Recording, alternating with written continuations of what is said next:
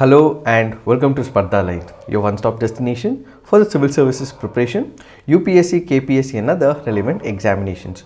Today we have picked up some of the important articles which are very significant from your mains examination point of view. All these articles are important from mains examination point of view. It can become very important when it comes to your answer writing. So let's get started and look into the first article. The first article here is speaking about the concept of e-FIR. Let us try and understand what is this concept all about. First, we have to understand the concept of FIR. What is the FIR? FIR happens to be the first information report. What is this first information report? The first information report is with respect to the cognizable offence. When it comes to the offences, there are two types of offences. One is what is called as cognizable offence. The other is what is called as non-cognizable offence. What is this cognizable offence?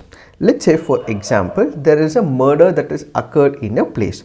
So in this particular backdrop, when a person has committed a murder, there will be a person who might have seen the murder. So this person who has seen the murder will become the informant. So the informant, he goes to the police station, he says that he saw a murder, he gives the information. So the first time when an information is given to the police officers, and that is when a case is registered, that is what is called as the first information report. So the informant is giving an information to the police officers, and as a result they file a report called as the first information report. So the first information report, where is it present? It is present in the code of the criminal procedure or the criminal procedure code in section 154 of the CRPC. So the first time when the police officers register a case with respect to a cognizable offence is what is called as the first information report. So in cognizable offences, what happens? The police officers would be able to arrest a person without the permission of the magistrate. What is a non-cognizable offence? In non-cognizable offence, the police officers will require the permission of the magistrate, the judicial magistrate, basically to make an FIR or register that person or bring him under the custody of the law books and arrest him. So in cognizable offences, a murder, a heinous activity would have occurred. The police officers do not require the permission of the magistrate, but in non-cognizable offences, they require the permission of the magistrate. So this is the concept of FIR. So what is the e-FIR? E-FIR basically means the electronic first information report. So in this particular case, let's say a person has seen something and he goes on to give his viewpoint and files a case by the online platform, making use of the information technology. So there will be a website that will be created for a respective state. So I would go on to this particular website. So when I give the information on the online platform, that is what is called as e-FIR. Until now, what we have is the physical presence. So I go to the police station, I give out the information, I see what that information is, see it through my eyes, and ultimately they give me a copy. That is the physical presence that is required in FIR. But in e-FIR, what would happen? A person would go to the police station in normal FIR, but in e-FIR, his physical presence is not a necessity, but then he files the information through the electronic medium, which is through the information technology on the website. So this article here is basically speaking about how the e-FIR works. Why are we discussing about it? That is because we recently had the Law Commission of India in its report of 282 recommended that in cases where the accused is not known, registration of an e-FIR should be allowed for all cognizable offences. What do we understand by this? In all cognizable offences, there are multiple issues. One is, you know for the fact who has committed that particular crime, which means you have seen it through the eyes. But when it comes to some offences, you might not know. A person is dead on the road, the person might have been lynched on the road, but you do not know who has committed this particular crime. So in all those cases where the accused is not known, who has committed that crime is not known, you can still go ahead and file the e-FIR. But in cases where you know the accused, the traditional method works, which means you have to go to the police station physically and give the information. But when it comes to those instances where the accused is not known, you do not know who has committed this murder, who has committed this heinous offense, in that case you can go ahead and file the e-FIR, that is on the website, says the Law Commission of India. Further, if the accused is known, as a preliminary step, registration of an e-FIR may be allowed for cognizable offences wherein the punishment provided under the Indian Penal Code and other laws is up to 3 years. And even if you know the accused, if in the penal provisions the punishment is less than 3 years, in that case once again e-FIR may be filed. So in all those cases we have the IPC, where for example murder, let's say it is about 10 years and 20 years, or in POCSO it is 10 years or 20 years. So anywhere if the IPC says that the punishment is less than 3 years, only in those cases you can file the e-FIR, said the Law Commission of India. The verification of the complaint and the procedure is what we will look at right now. So what happens in this particular case? So I am an informant, I am a person who's seen a particular crime happening. So I go to the police, or the police officers will also have to take certain steps when it comes to the e-FIR. Who is an informant? I am a person who's seen that particular crime, so I become the informant. So the verification of the complainant, the commission said, would be done by verifying the mobile number through an OTP and mandating the uploading of valid proof of the Aadhaar. Let's say I have seen a crime that is happening in a place, so what do I have to do? I have to validate it. I cannot keep on pounding information onto the website, onto the repository and the database. So it has to be sure that I am the person who has seen it. So what do? I have to give my information on this database. So what do? I have to register with my mobile application. So the minute I go on this website, I give the information to validate whether it is right information or not. I will have my mobile number, give my mobile number, I'll receive an OTP, validate it, and immediately after that upload my Aadhaar as well. It also said that the name of the suspect on the centralized national portal is to be secured until the e-FIR is signed by the complainant. So I have to sign it as well, and after that in the registered formation is not signed by the informant, deliberately within the prescribed time the information shall be deleted within 2 weeks. So after I make a complaint, that is the e-FIR, in that case I have to sign it as well. So within 3 days I have to go to the police station and immediately sign it. So this will be taken as the police authentication, and if I don't do the same, if the information is still present on the database, it can be deleted as well. So what are the parameters that have been laid? First, register with the mobile number. Second, you will get the OTP, then immediately come up with the Aadhaar, upload your Aadhaar, and within 3 days you have to go there physically and also sign it as well. Physical, it's not the online digital signature. You have to go physically to the police station and sign it, and if it is not signed within 2 weeks, then that information can also be deleted as well. So this is from the informant side. What should the police officers do? The procedure laid down in the report says that the police station will check the contents of the information received from the portal to verify whether a cognizable offence is made out as recommended.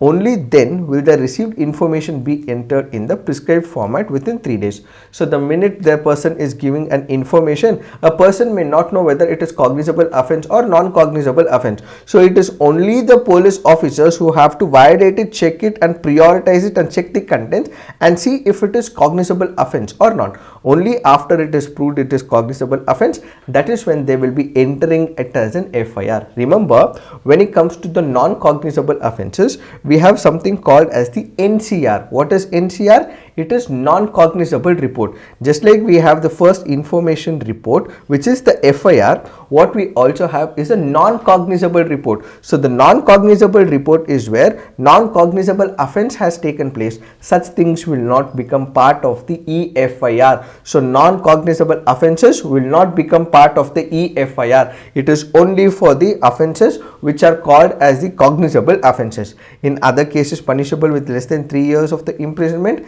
the conventional method prescribed under the IPC needs to be followed. In the next step, the police officer is required to get the signature of the complainant within 3 days to register an FIR.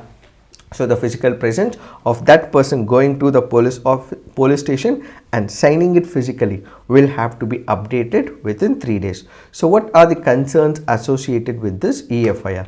The article goes on to say that we have the Law Commission which is looked into multiple states, and they say there are about 8 states which are currently lodging the e-FIR. Fair enough that states are wanting to innovate, but then whenever you are understanding, we also have to come up with the model. What is this model? This is one of the paradigms or an establishment or a process which is best among the existing ones. So they've gone through the 8 states, they've seen what is the pros and the cons of these FIRs in couple of states.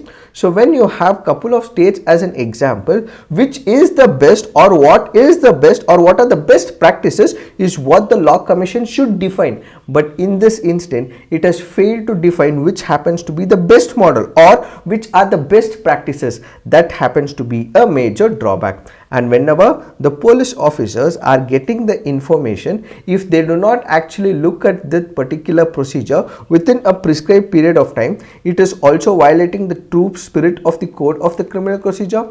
In fact, experienced police officer may extract a lot of information from the complainant or victim which may help in finding the culprit. What do we understand by this? Let's say for example, there would be some people who might not know the gravity of that particular case. So within 3 days they may actually go ahead and they may give the information, and they may not know the gravity of this particular case. So we have 3 days that the police officers can validate it. But what is the major issue here?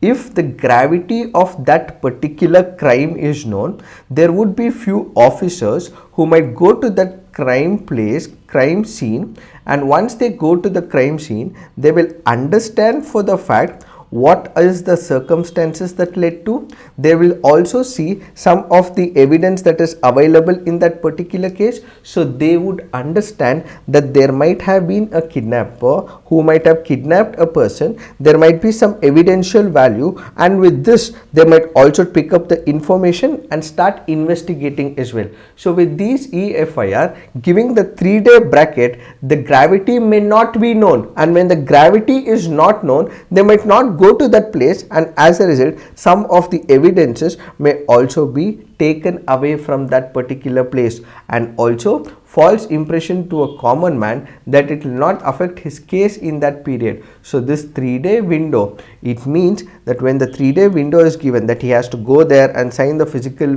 place, go to the police station, sign physically, may also not help, because the gravity may not have been understood by these people, and ultimately from the crime scene there might be some evidence which might also be missing. And added to that, when we have e-authentication process which has already been validated by the IT Act, why are we still asking for the people to go to the police station and sign physically? Instead, they can go ahead and directly have the digital signature. That should have also been taken into picture, and these are some of the negatives and concerns with respect to the e-FIR. So e-authentication is the need of the hour, and this can also be enacted in the near future in the legislation, says the author. However, despite the concerns, what we have is some of the advantages. What are the advantages? One, the police officers will immediately take the cognizance of the complaint. So whether those people are going and giving the information and signing it within 3 days or not, immediately as it is coming on the online platform, it is for sure that the police officers will at least take cognizance of the complaint. And at the same time, whenever you go to the police station, you might have given some information. That information may not be taken by the writers in the police station. They might have omitted some information. Either it might be intentional or it might not be intentional as well. But when it comes to you filing a complaint on an online platform, in that case they cannot change the contents of the complaint, because once you have written it and uploaded on the online platform, they cannot change the data, they cannot fabricate the data, they cannot omit the data, they cannot delete the data. So the contents of the complaint will continue to be in the same way, and as a result it can also be beneficial. So the advantages of e-FIR is that a person files a complaint, they have to compulsorily take the cognizance of the complaint, and at the same time they cannot change the contents of the complaint. These are some of the advantages of the e-FIR. So what are the concerns? We did discuss the concerns. If these concerns can be addressed, then e-FIR is a way forward, says the author. It is this that we have to understand with respect to this article. Now let's look into the next article. This article here is speaking about what is called as review bombing. The first important concept that we have to understand is when it comes to film reviews, we have a concept called as the review bombing. What is this review bombing? Let's say, for example, there is a movie. To give you examples, let's say we take the recent movies. Let's say we have Kantara, or let's say we have KGF, or let's say we have RRR, or we have Vikram, so on and so forth. These are the movies that have come on the open platform. So the minute it comes on an open platform, people will go and visualize it. They'll see it in the theater, and some of the people, after it is released, they also watch it on OTT. That is not the picture. The point is, there are few people who, without understanding the movie, without looking at the efforts that have been put behind in that movie, without understanding how the producers have invested a huge amount of money onto it, with a malicious intent, what they want to do is they want to capture a certain amount of money from the people. And what do? They immediately start reviewing that movie. They do not know what this movie is all about, and in some situations, and as a result, they give negative opinion about that movie. So basically, when a person with a malicious intent reviews a movie, basically to siphon off some money from the producers, to take this review off, is what is called as review bombing. So review bombing happens to be a phenomenon in which a number of users, for example, it can be thousands, it can be lakhs as well, these people review a movie, or it can be few people with multiple accounts. What do? They start writing a blog, or they start putting the comments on YouTube or on Instagram, or there might be few people who are so-called reviewers of the movie. They ultimately start giving negative inputs to the fraternity as well as to the general public. So the minute the general public see this particular review, what do they feel? They may feel that the movie is not good, and ultimately they may not go to the movie theaters, leading to the loss to the producers as well as to the film fraternity. So review bombing is basically an internet phenomenon where you have the so-called social influencers. These social influencers start reviewing the movie on the basis of a malicious intent. So when they have a malicious intent, there are some genuine feedbacks. Let's say, for example, the cinematography may have been good and the climax could have been good, or for example, there is a specific issue which could have been articulated better. There are some positive constructive criticisms that they give. This is not malicious intent, but when they want to actually basically when they want to destroy that movie, or they do not like that person, say they maliciously give the content, and that is what is called as review bombing. So genuine concerns, genuine interest, constructive criticism to a movie is not review bombing, but malicious intent with an idea that they want to siphon off some money from the producer, or they want to destroy the reputation of an actor, or they do not want the producer to make any profit, or because they've had some dislike with the producer or from that producing chamber, if they do not like it, they intentionally start reviewing it with a malicious intent and start giving out the content, blog and release their videos saying that this movie is not good, is what is called as the review bombing. So this is a mass movement driven coercion tactic, basically a form of a protest, and it is also a form of trolling as well. Why are we discussing about this review bombing? That is because recently there were a couple of cases that were filed before the Kerala High Court. So the Kerala High Court was looking into this concept of review bombing, and they have now said that when it comes to producers, they have invested a lot of money. They have come up with some genuine content. There are actors who have come up, they have put in a lot of efforts as well. So as a result, their rights will have to be safeguarded. And at the same time, we have Article 19 of the Indian Constitution. What does it speak about? One aspect of Article 19 is free speech and expression. Let's say, for example, I as a genuine movie goer, I go to the movie and I generally want to enjoy the movie as well. But at the same time, when I feel that there is a particular issue which has been fabricated, or let's say there is a real-time story that has come up, let's say for example about Mahatma Gandhi, or about Netaji Subhash Chandra Bose, or about Jawaharlal Nehru, whosoever the freedom fighter is, if I feel that a certain information given by the director of the movie or the story writer is fabricated, may not be real, in that particular case I voice out my concern.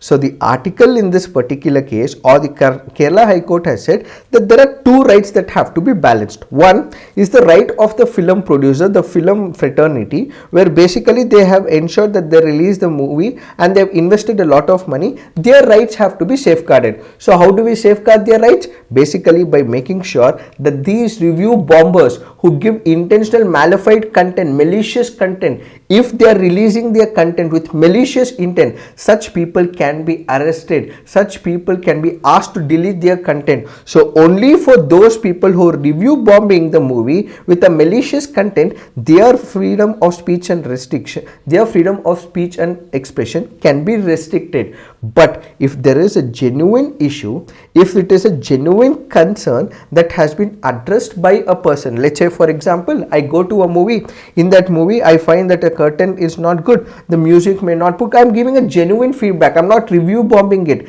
In that case, if it is freedom of expression, in that case this data or this content, this information should not be blocked, said the Kerala High Court. So basically we already have enough provisions under the Information Technology Act. So under the Information Technology Act, we would be able to restrict a certain content if it has malicious intent, but if it is genuine, and in that case if it is not violating the freedom of expression under the exemptions provision, in that case they may be allowed to voice out their opinion, says the Kerala High Court. So what is this all about? This concept is all about review. This concept is all about review bombing, and then review bombing can be restricted under the freedom of speech and expression, but if it is a genuine concern, real issue, that will not be restricted because they are not the exemption under the free speech and expression. It is this that we have to understand with respect to this article. Now let's look into the next article. This article says Taiwan, a Malacca blockade and India's options. The article here is basically speaking about the Taiwan issue. What is the Taiwan issue? Taiwan, according to China, it says is a part of China. So it says Taiwan is under the control of some other government right now, but ultimately it will come under the actual control of the Chinese. So there is some tussle and skirmishes that always surfaces with the mainland China's government controlled by the Communist Party of China and another government which is present in Taiwan. So there is a conflict between the Taiwanese form of governance and the China, which is the mainland China. And United States of America basically believes in democracy, and it ultimately says that Taiwan has the right to restore its own system in Taiwan, so its own governance model in Taiwan, and as a result United States of America supports Taiwan. So who is backing Taiwan here? It is United States of America. So in case there is friction between China and Taiwan and United States of America happens to support Taiwan, in that case will India support United States of America and Taiwan is the question. So at that particular point, if United States of America is supporting Taiwan and if United States of America seeks support of India, so will India support United States of America strategically, is what is this article all about. And one such strategic point happens to be the Strait of Malacca. So what is the strategic point? A strategic point is where we have the Andaman Sea here, we also have the Andaman and Nicobar Islands at this particular point. So India has control at this point as well. And when you look at the Strait of Malacca, it happens to be one of the important states which is around 500 miles. So we would be able to control what would pass through this particular channel. So when it comes to China, China is located in this part. So the major energy, that is for example the oil or some of the trade related aspects and some of the goods will all be provided and will be sent from, let's say, the Middle East. So if China has to import the oil, this oil will ultimately move through this Malacca state. And what if there is a war kind of situation, a friction between United States of America and China with respect to Taiwan? Can India block this particular area? Why? Because we have the Andaman and Nicobar Sea here. So can India block this particular area and ultimately help the United States of America for Taiwan? So the answer to this is, the author goes on to say that India should not do so, anything like that. Why? That is because when you consider the Malacca state happens to be a strategic one. If it is for the purpose of India, in all likelihood it may be able to do so. But this is a war with respect to Taiwan. This is a war where United States of America is supporting Taiwan. India is not directly involved in Taiwan issue. So when the interest is not of India, if India goes ahead and blocks it, this may be treated as issue of sovereignty, and this could result in direct friction between India and China. And when it comes to the international law, these are the international high waters. So when it comes to the international high waters, every country would be able to use so, and if we are blocking it, it is a further violation of the sovereignty of China, because most of these energy reserves, most of the oil is passing through the state of Malacca. If we block it for some other country where we are not directly involved, this could violate the sovereignty, this could violate the international law, says the author. The second important parameter is with respect to Malaysia, Singapore and other countries. Let's say we have Malaysia here, which also has its border areas, which also has the coastal waters. Then we also have Indonesia here, it also has its coastal waters here. Then we also have Singapore here, which also has the coastal waters. Since all these countries may have good terms and conditions with China, if they are ready to allow to pass through their coastal waters or to that particular area, why is India supposed to stop it? So we might also create friction with other countries as well. These countries have good relationship with China. So if we go ahead and ultimately reduce China and block this particular issue and this area, this could create friction between other countries as well. Malaysia may want to allow China to pass through it. Singapore may want China's vehicles to pass through it. Indonesia may want China's shipments to pass through it. So if we are blocking it, this ultimately is violating their rights, and this could lead to friction between India and other countries as well. Added to it, we also have Malacca state. We also have couple of other states as well. This happens to be another state. So instead of going through this channel, there it can also be a bit, the distance may also increase as well. But instead of going through this channel, they may also take another way. So India may not be able to block in that particular case, and it will not help India, says the author.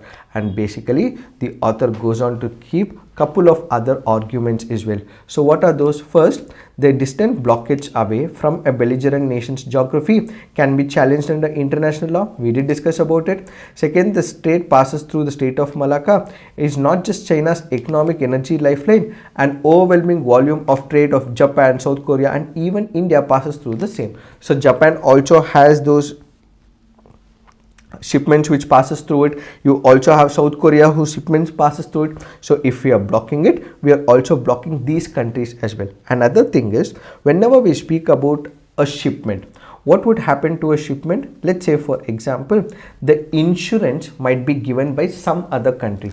For example, it can be by Russia, or for example, it can be by United Kingdom or by France. So whenever a shipment is being, let's like, just like how we have our vehicle insurance. Let's say I go and hit another vehicle, what would happen? Insurance company would provide all the damages to the other person. Similarly, what we also have is the shipment insurance.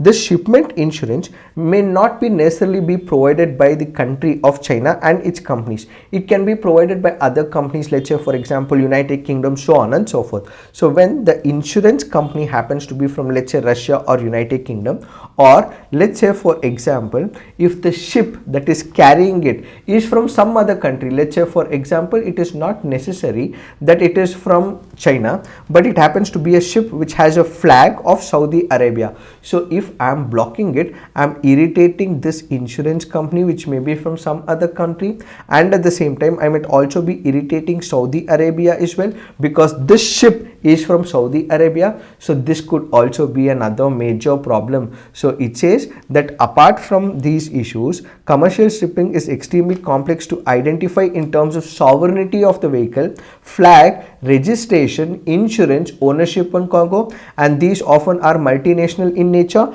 and can also be changed as convenient through shipments. If we are blocking it, other countries will also be disturbed. So India should not block the Strait of Malacca.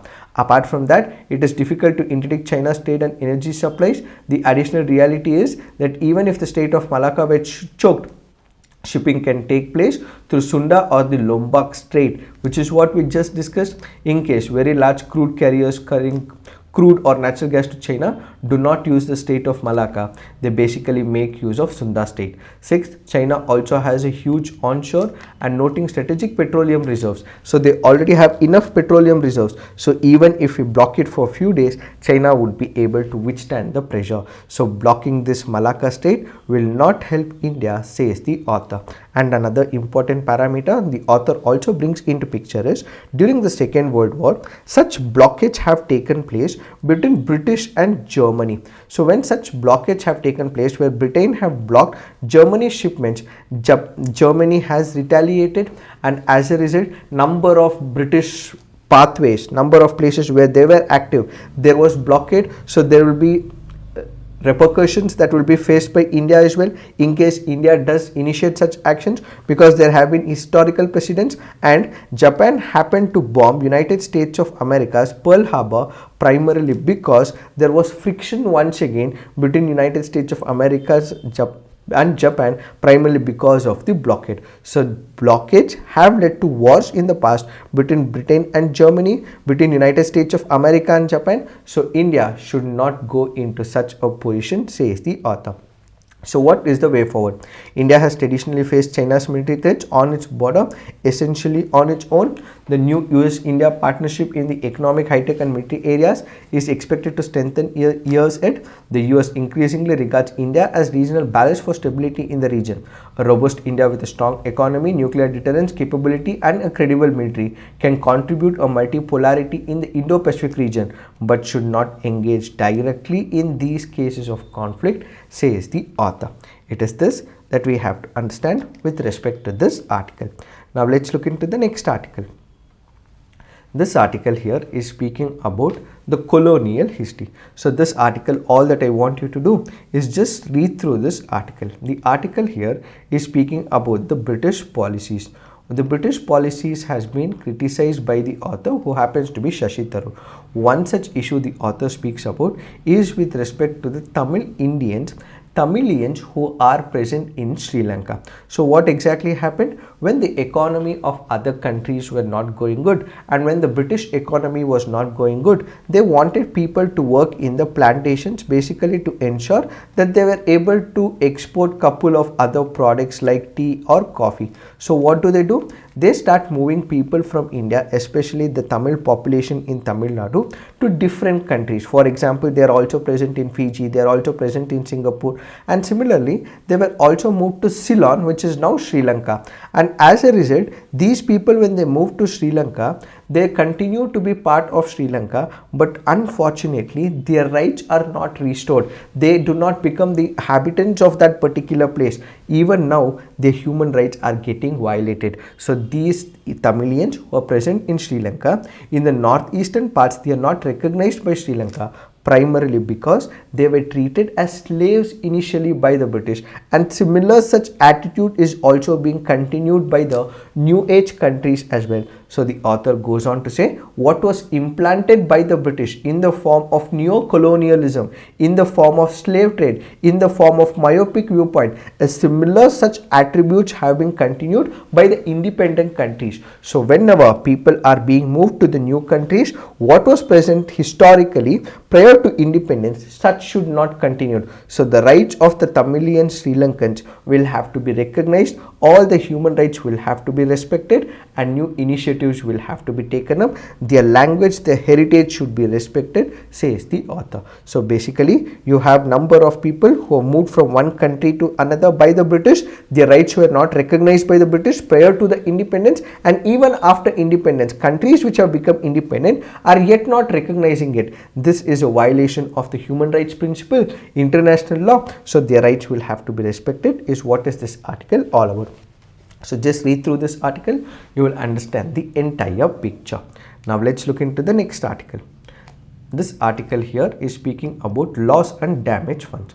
What is this loss and damage funds? Basically, when we speak about adaptation in the climate change, it is a proactive response to the climate change, the art of survival which communities and countries make deliberate choices to prepare for and cope with the climate change challenges.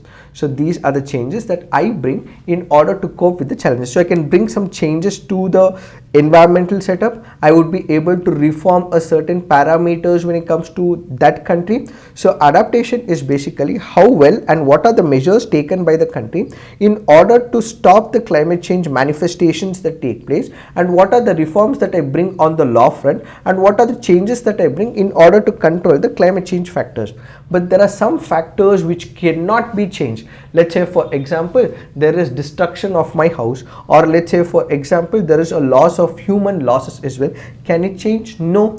That will what will come under loss and damage. So in loss and damage, it represents the irreversible consequences of climate change, impacts that can't be avoided or mitigated through adaptation efforts. They encompass the real losses that extend beyond monetary value and cut the core of human rights and well-being. So L&D includes economic losses, human casualties, degradation of the ecosystem, and the cultural heritage. In order to make sure that these losses are compensated, what we require is the loss and damage funds. And that is what the author says, that when it comes to L&D, that is loss and damages, there has to be funds that have to be created, and ultimately countries will have to be taken care of. That is where there is something called as the common but differentiated responsibilities. What is this common but differentiated responsibilities? There are two types of countries. One is the developed countries, then there are so-called the developing countries. The developed countries like the United Kingdom, the Britain, the United States of America, historically what they have done, they have released lot of carbon emissions. So because they are the ones who have historically released a lot of carbon, they have to take the responsibility and the onus, and also have to provide some means and mechanisms for the now developing countries so that they are able to withstand the pressures of the climate change. So because they have hit the climate change in the past, they have brought the climate changes as well, they have to provide some funding. So these countries that are developed will have to provide some source of funding to the developing countries so that the manifestations of the climate change can ultimately be reduced. So with respect to the common but differentiated responsibilities, the developed countries will have to fund more, the developing countries will have to fund less, and these developed countries will have to contribute by providing more funds to the developing countries. Is nothing but common. The common is that there is climate change, so it is impacting all of us. That climate change is impacting all countries and continents. That is a common issue. But this has to be differentiated responsibilities, because I did not harm it in the past. Developed countries harmed it in the past. So you take additional responsibility. So you have to take additional responsibility to compensate for the losses that you have created to the developing countries in order to provide these funding. At the 19th conference of the COP, United Nations Framework Convention on Climate Change in Warsaw, Poland in 2013, representatives of member countries formally agreed to establish L&D fund. At COP25 as well, the Santiago Network for L&D was set up, but countries did not commit to any funds. Subsequently, at COP26, the Glasgow Dialogue on Finance for L&D was established to continue discussions over the next 3 years on the fund. Finally, at COP27 in November 2022, after intense negotiations, representatives of the UNFCCC member states agreed to set up L&D funds. But after all these discussions, they yet not able to come out with the loss and the damage funds primarily because of couple of reasons. What are these reasons? One is who will have the funds, where will this funds be deposited, will it be with the World Bank? That is a question that is yet not answered. The foundational principle of common but differentiated responsibilities, developed countries initially accepted it, but they do not want to now accept common but differentiated responsibility because they now say as much as United States of America is releasing carbon emissions, China is also releasing it, and then India is also releasing it, so they also have to take the responsibility, says the developed countries. But then historically you have developed, you have made use of the carbon emissions and you have developed, we are yet not developed, so there is differences between both the countries, the developed and the developing countries, so they are not able to accept this common but differentiated responsibilities. And then the climate reparations, and finally how are we going to define what is a developing nations and how much funds have to be given to these developing nations? A criterion is yet not drawn, and as a result this loss and damage funds is yet not effective and yet not fructified, says the author. It is this that we have to understand with respect to this article. Now let's look into the next article. This article says trouble with India's guidelines on genetically modified insects. This is a very important article. We will be releasing an independent video to analyze this entire article because this is important for your GS paper 3 environment and ecology. So this is it for today. Thank you for watching. All the best.